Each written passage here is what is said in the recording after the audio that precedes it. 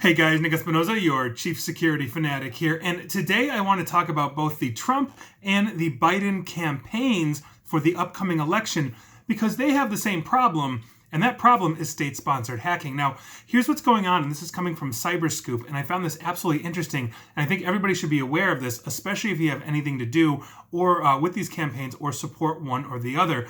Now, apparently, attackers linked to both China and Iran have been sending malicious spear phishing emails to both the members of the staff of former Vice President Joe Biden and obviously President Trump's campaigns. And this is according to research by Google's Threat Analysis Group. Now, apparently, Chinese state-sponsored attackers have been targeting Biden's staffers, whereas the Iranian government has state-sponsored attackers targeting President Trump's campaign. Now, the Biden campaign has been targeted by a group known as APT31, that's Advanced Persistent Threat, or APT31. They're also known as Zirconium. This is a cyber espionage group that's been known to target telecommunications and technology companies, and that's according to CrowdStrike. APT31 has also targeted other NGOs in the past. Now, in previous campaigns, these attackers, these Chinese state-sponsored attackers have moved laterally once inside a victim's network, stealing credentials, continuing attacking targets inside the network, even after the threat has been believed to have been remediated. And this is according to CrowdStrike, who has dealt with them before. Now, according to them, and I quote, "The determination of this China-based adversary is truly impressive.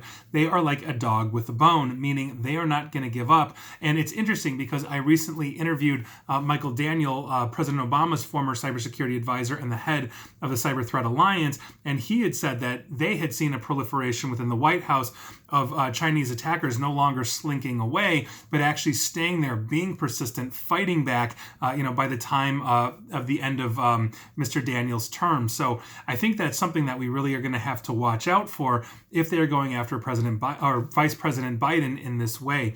Now, let's switch over to Iran because Iranian actors are targeting President Trump's re-election campaign. They're known as APT35 or Charming Kitten. Now, this group has targeted accounts associated with the Trump campaign in the past, and this is according to Reuters.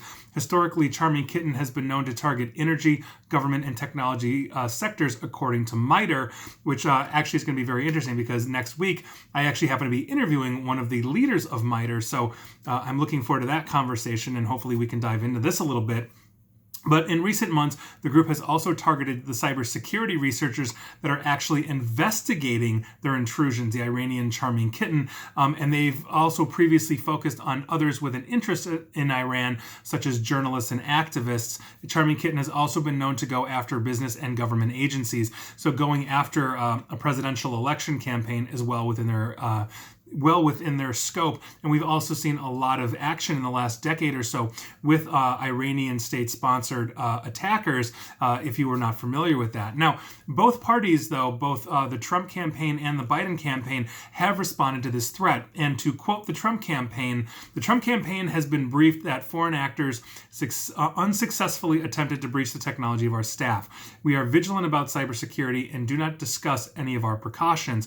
I think that is actually a good thing, in the same way that I typically don't post on the brands or the products that I use or the clients that I use. That basically gives a roadmap into infrastructure, and so I'm glad to see them saying this in this instance. Now, the Biden campaign also is quoted here, and I quote the Biden campaign, "We have known from the beginning of our campaign that we would be subject to such attacks and are prepared for them," and that is their official statement on the entire spear phishing thing that is coming out of China for them. Now, I'd also like to remind the audience, though, that the 2016 disinformation campaigns were so effective because this is smacking of what we saw in 2016 here in 2020. Those campaigns were so effective in 2016 that there's actually a percentage of the population to this day that believes that didn't actually happen. And anytime I've ever referenced that or talked about some of the findings that have come out of this on either the radio or this video here or the podcast that you might be listening to, I get people inevitably that say this is all fake news, this is a hoax, all this kind of stuff, when quite frankly in the cybersecurity community we have overwhelming evidence of this. Now, with both campaigns acknowledging this threat, I'm hoping that this time we are going to be more prepared for 2020. And I really want to say that this really underscores the need for awareness training on top of good data and cybersecurity strategies. Gone are the days, if you're in a campaign, of just emailing whatever the heck you want to somebody else, because a lot of that is going to get captured. Some of that could get dumped, such as the John Podesta email dump, onto WikiLeaks during the 2016 election. And so we all have to take care now. And I hope that both campaigns are actually testing their staffers, basically sending them phishing emails, getting them to spot things, putting in things like specific code words that they can communicate back and forth with verbally to ensure that when they are doing something very sensitive, they've got a second level of authentication. Not to mention just the multi-factor authentication, ideally with something like an authenticator app or hardware token on top of it. We are living pretty much in dangerous times, and so gone are the days of just going to your local retail store and getting the $40 router and getting your network to work. We need good defense strategies, and hopefully both sides are getting real good help from cybersecurity professionals inside and outside of the government. And so that is your news for this Friday. I hope everybody has a good weekend, and here we are. And please like, share, follow me here on Facebook and Twitter at NickAESP, and please feel free to subscribe to me at YouTube as well. And as always, stay safe and stay online. Thanks, guys.